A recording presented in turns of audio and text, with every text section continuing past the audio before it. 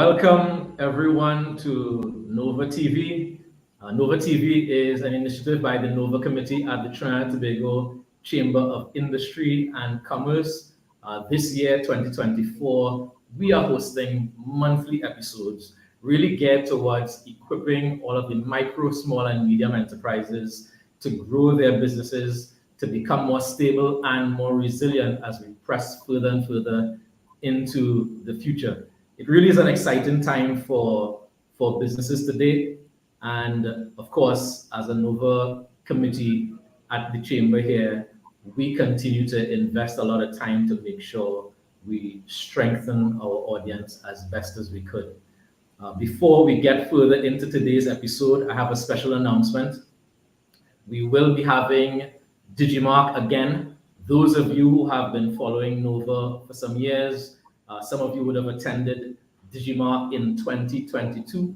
We did not have Digimark last year, 2023, but I'm happy to say that we will be having Digimark Reloaded this year. Yes, the title is Digimark Reloaded, Innovate to Elevate. So we will be talking about how do you innovate to grow your business and to step up to the next level in the next season of time. And we have a whole cast of experts ready to support you on that day. It's taking place on the 27th of June this year. So stay tuned for the link and more information. Continue to follow all the Nova channels. Okay, so I look forward to seeing you there. That said, today we also have another special episode as we talk about artificial intelligence. We know artificial intelligence is a much talked about topic these days. One that some discuss with fear and some discuss with great fascination. But today we have a special expert with us who will be discussing navigating the AI terrain for small businesses. So let me introduce the gentleman who you see next to me on the screen. We are really delighted to have Mr. Leslie Lee Fook, Director of AI, Automation and Analytics at INCUS Services Ltd. Welcome, Leslie.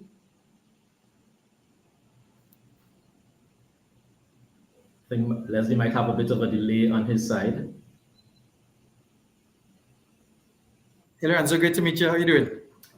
Great, doing very well, and really happy to have you on, Leslie. I know we've met before, but let me introduce you to the audience. And I know there are many who know you, and when I read the bio, people understand a bit more about you and your background. Leslie Lee Fook is a name of legend in the business world. His revolutionary digital transformation strategies and expert knowledge are unrivaled, making him one of the most sought after figures on Caribbean shores. His career spans over 20 years with expertise in analytics, robotic process automation, and AI.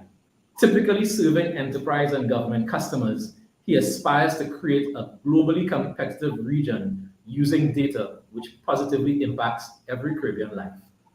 He was also named as an honorary speaker at the Caribbean Telecommunication Union's Prime Minister's Summit, which amassed over 100 leaders from across the region. Leslie believes that we all someday will become data citizens. He hopes to tap into the deeply creative nature of our Caribbean people so we can foster development in a community that's highly sought after for its talent and expertise, transforming us into what he calls the India for analytics. So welcome again to Nova TV, Leslie. Let me just see if your connection is fine. Are we good to go? I'm doing okay on my side. I'm good on my side. Okay, all right, great. And a special welcome for those of you who are now joining us we are live on YouTube, the TT Chambers YouTube channel, live on the TT Chambers Facebook channel, and we are live on LinkedIn on the Nova Committee's LinkedIn page. So, Leslie, we have been interacting for a number of years. I counted a privilege to know you, and I've connected with you. We've had all kinds of discussions, both technology and business related, and I think we share similar passions. I would have known you a lot, and many would have known you for years, really leading the way in many regards when it comes to data analytics. And then over time, you added artificial intelligence to your zone of expertise.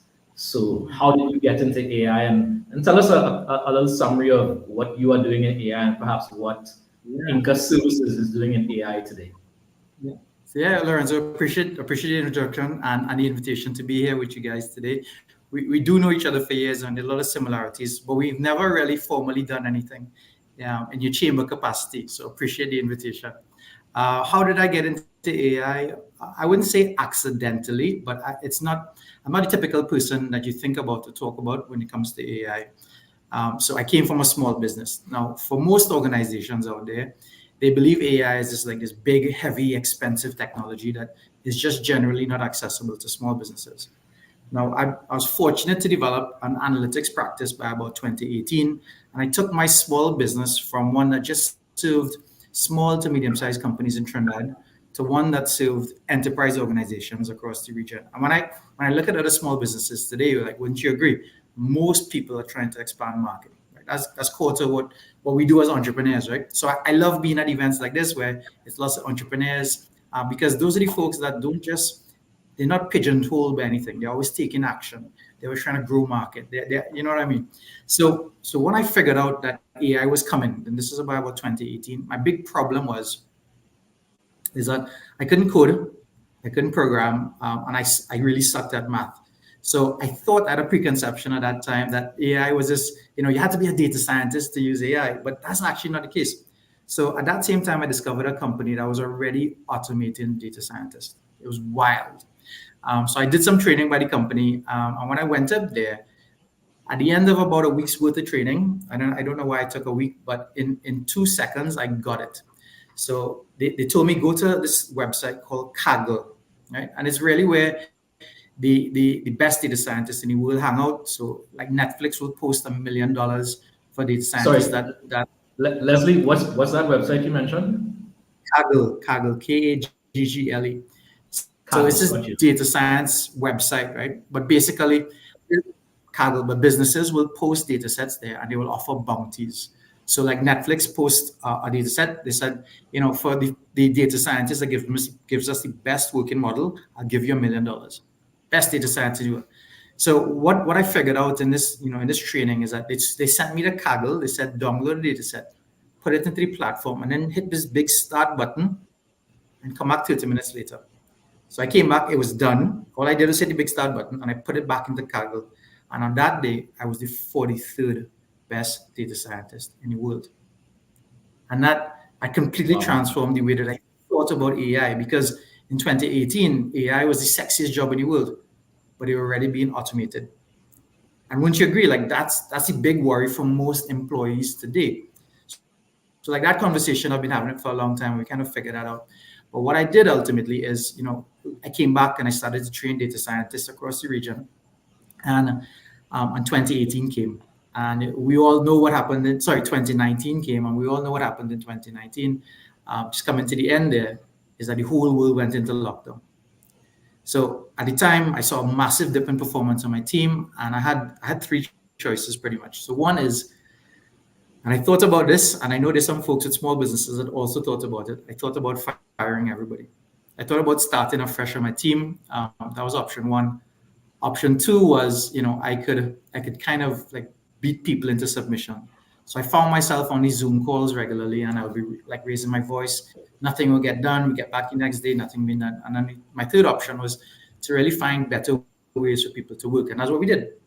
So we had a little bit of a background in AI, and then we started to build AI that was really good at one simple task.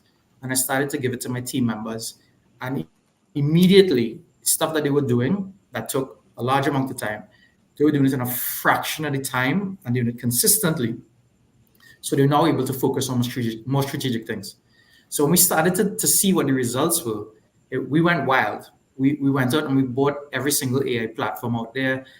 We bought OpenAI before anybody was talking about ChatGPT.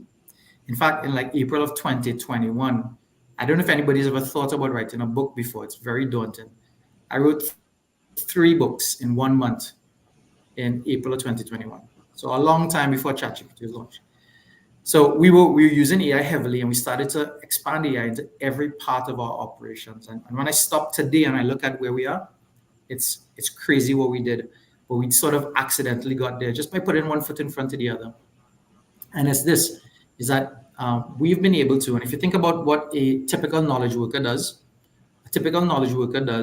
according to like productivity hacks, so time blocking, they do 8 tasks a day. So you take an 8-hour day, you do 1 task per 8 hours.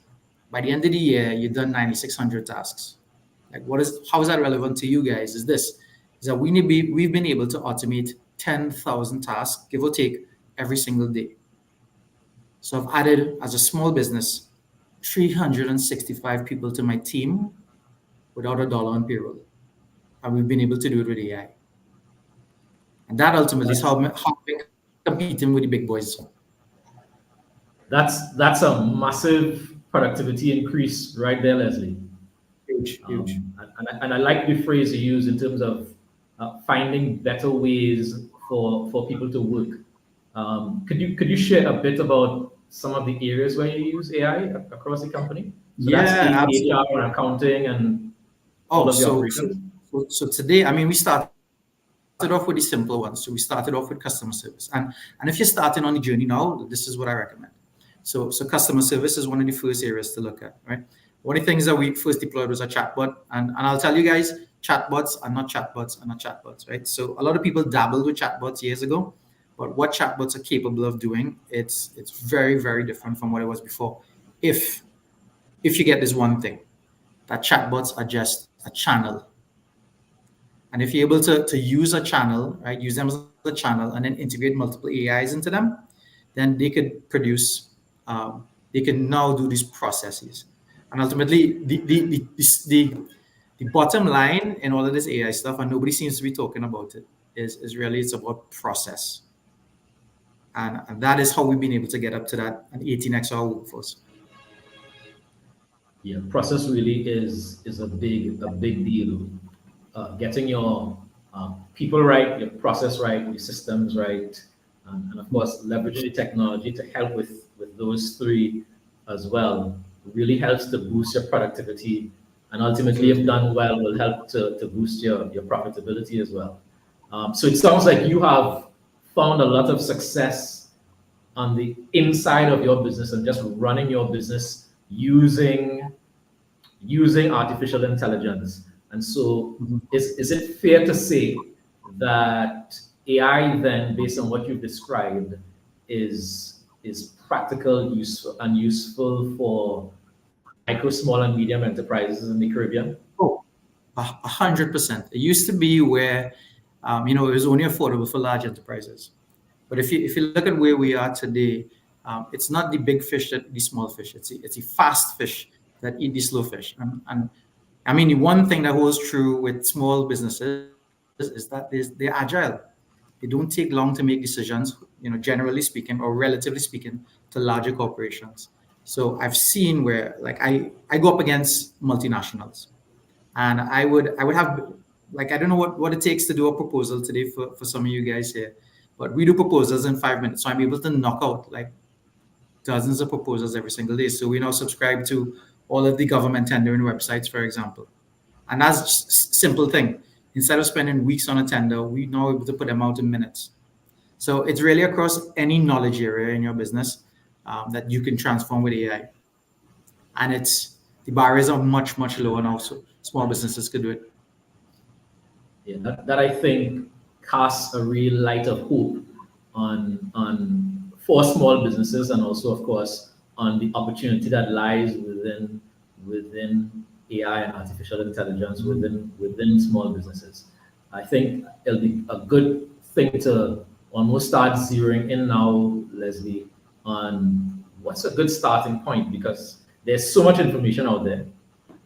Lots of gurus and non-gurus, lots of information and misinformation, just volumes of stuff out there. And I think for many small businesses, from all the conversations I've had, the real simple question is, well, where do we actually start? Do we start with process? Do we start with the mindset? Do we start with activities and operations? Where would you recommend a small business owner begin the process into AI? Yeah, terrific question, Lorenzo. And this would be for everyone in the organization. So a couple of things. The biggest fear, and it's very well known. It's am I going to lose my job, right? So people in the organization, as a leader in the organization, you want to ensure that you approach AI in a way that people aren't concerned about jobs, right? As the first and most important thing. The second thing is, as an individual, but also as an organization, you need to understand the capabilities. Because when you get the capabilities, you realize that AI could be used in every digital interaction in your business. So whether it's marketing, sales, finance, IT, risk, legal, like every single area of your business is appropriate for AI applications. But what you need to do then at that point in time, because you have tons and tons of ideas, is come up with, and I'll give you guys that a second, but I'll tell you it's actually the opposite of what's happening today. So most organizations today, if you ask them if they're using AI, you kind of get a 30 or 70. So 30% of leaders say we are using AI, but the reality is sort of flipped. It's actually 70% of the organizations already using AI, but it started at a tactical level, which leads me to the last part. So you need to come up, now that everybody's aware of it, right? You need to come up with a strategy. Because if you're not putting that strategy in place, then one, you misappropriate resources. But then two, there's also a big risk of penalties for data protection, et cetera, et cetera. So you really need to have a strategy in place. So the first thing is broad awareness, make sure everybody's conscious of what the tools can do, what are the capabilities, and then bring them along for the journey by making them a part of your strategy. So ideate from the team and then prioritize from there. So and you really want to know like so it's I think that's a really comprehensive approach, especially given what you said about having a strategy around it, right? So then you could set specific kinds of goals and timelines and have everyone rallying in the same direction, knowing what the desired outcomes would be. And that just makes a lot of sense. And not just to start, as you said, at the tactical level. You did mention about awareness, and so let me pause here because on the awareness side, we would like, as we discussed, to offer a seat at one of your training sessions that's coming up. Yeah. Right. So to the audience, and you can Absolutely. ping your colleagues and ping your friends and people that you work with. If they jump on, we will be giving how many seats? One seat, 5 seats to training that you have. So I'll do 10 seats. So I guess the first 10 people that register, Lorenzo, we'll give them access to a seat at the workshop. Okay, because it's the fast registering. Do they use a code like Nova TV, or how are they? So so you know how to shift location, but I share the code with you via email, and you can just drop into the chat if that's okay. Okay. All right. So let me source that. Let me ask our Lara if she can grab that code and share it. So at the appointed time, Lara will share that code for you. Okay. All right. So continuing from there, Leslie, we just discussed some of the practical ways that small businesses could start incorporating AI into their business. Tell me, let's talk about some of the pitfalls that you've seen, because we did talk about risks and so on, and clearly there are people who ran into it looking at tactics first. There are disparate people within organizations that I've seen that are using it in different pockets, but there's no coordinated approach to it. But what are some of the pitfalls that you see as it pertains to using AI today? Yeah, terrific question. And I sort of scratched on one a little earlier, and that one is critical. So if an employee in your company is taking client information, and it could be very harmless in terms of the way they see it, right? They copy an email, they paste it into a chat GPT of the world so that they could get a better response to that email for that customer. That could potentially, depending on the information that they put into the AI, it could be a data breach. Now, if that customer is a EU customer, if they're Jamaican customer, if they're a Belgian customer, and within those territories, because it's not where your company is located, it's where the customer resides. So if you have a customer from any of those territories where you have data protection laws, then the fines are big. So for example, for GDPR, if it's an EU customer, it's 200 million euros. It's massive. Yeah, that will crush any SME, right? So massive numbers. So that's the first risk that I touched on. But the reality is, what I'm seeing a lot of companies doing is they're not quite sure how to respond. So when they get wind that the team is using this stuff, the knee-jerk reaction is to block it, to ban it. But the reality is, everybody's got a mobile phone these days. Everybody has a smartphone, and this crazy number. So 40% of employees will take a pay cut, rather than giving up AI. So they'll use their mobile phones and continue doing this stuff. So I see that people are responding by blocking. But the reality is, for me, the number one risk is this. You probably heard of the first movers advantage. Yeah. And that's this.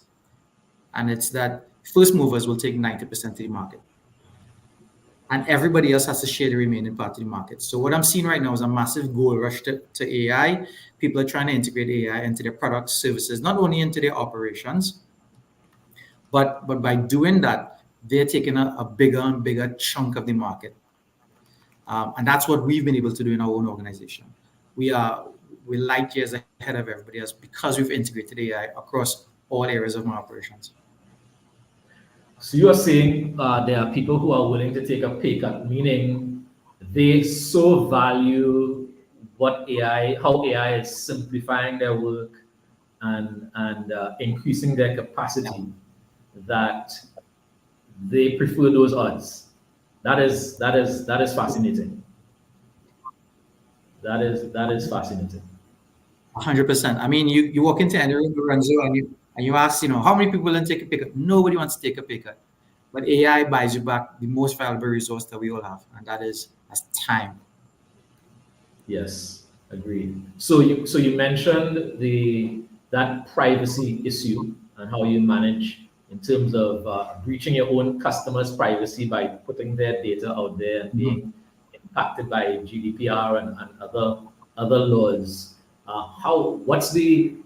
What's an important consideration then to sidestep that? Because of course many people are just jumping onto the free ChatGPT and saying, yeah boy, I just built my entire social media content calendar and marketing campaign, and I posted stuff up. I imagine you are not necessarily doing certain things with your team that through the free ChatGPT.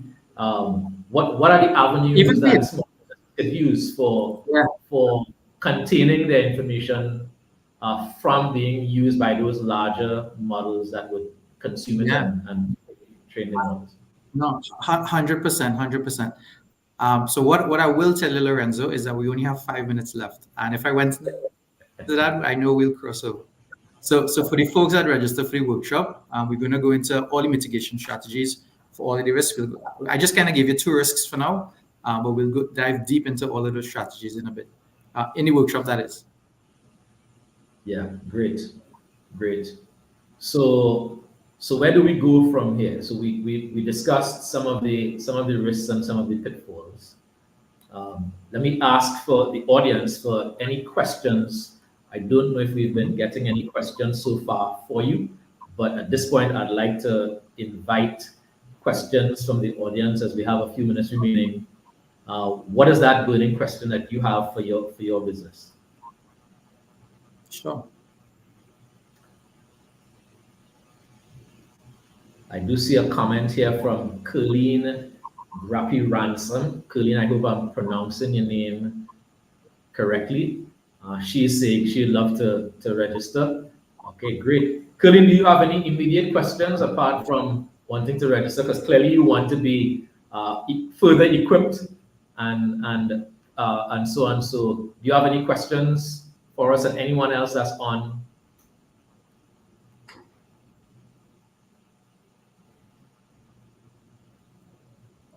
So Lorenzo, let me see if I could get this on my phone. I don't know if it's going to work well. I just emailed the link to you. And let me just give it a try here. Yeah, Lara, are we able to post it? Because so we're going to get it up. Let me give you, I don't know if this will work for you guys. You guys can give it a try.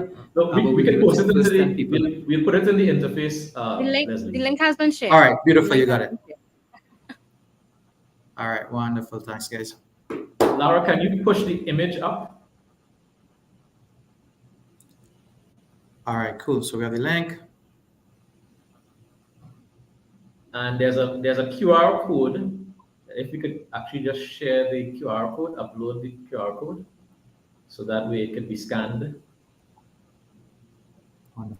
If not, afterwards we'll post the link on our Nova social channels, so people will be able to go on and register.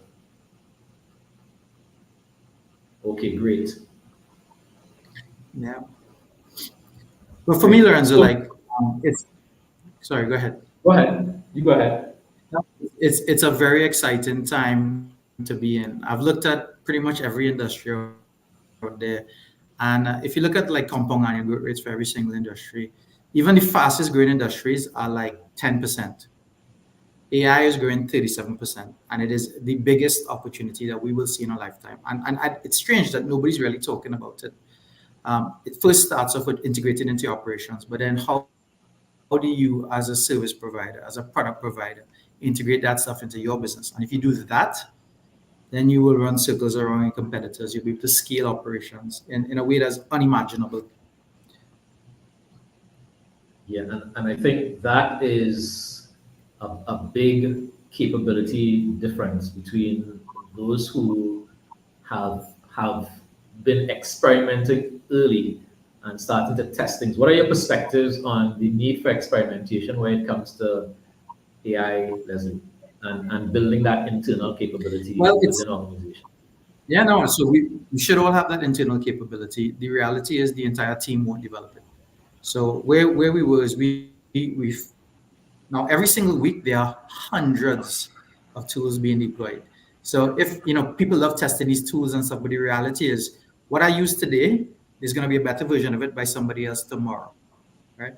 So you have to continuously look out there. You have to and that's a function that my team actually does. So I have a dedicated resource on my team. All they do is they look at what are the new platforms out there. Now, if you're an AI provider, that's great. If you're a technology provider, that's great.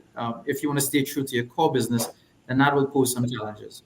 But ultimately, you need to continually nurture the investments that you make into these things and look outside and evolve. Okay, great. Well, Leslie, I want to say thank you again for all of the insights and perspectives. I know these are short, condensed conversations, so we always are aware that there's only so much we can get going Absolutely. In the conversation. But what you shared from the experience within your company, as well as just some guidelines for small business leaders, has really been useful and insightful. In particular, the practical ways, starting with growing your awareness, not starting in where it comes to, well, should I cut jobs and instilling fear in your employees, but really having proper awareness of what AI could do for you, building a strategy, an actual deliberate strategy that you could use to set goals and bring your entire team along with you, so that there's a structure to the AI infusion into your company. Those are really, really important. And of course, coming out from this, we have that link up where participants and our audience can log in to sign up for your training workshop, which I plan to do as well. So thank you for the free offer. Thank you for all the insights today. I want to say a special thank you to our producer, Lara Dowell, who is behind the scenes. Let me just surface Lara here. Lara, thanks a lot. You are always there and ready and backing us up. Thanks again. Thanks to our audience for signing in across our platforms. We are signing out now, and so we will see you all next month for our next episode of Nova TV. Stay tuned for information on Digimark Reloaded Innovate to Elevate, which takes place on the 27th of June, 2024. Take care, everyone. Have a great day, guys. Bye now.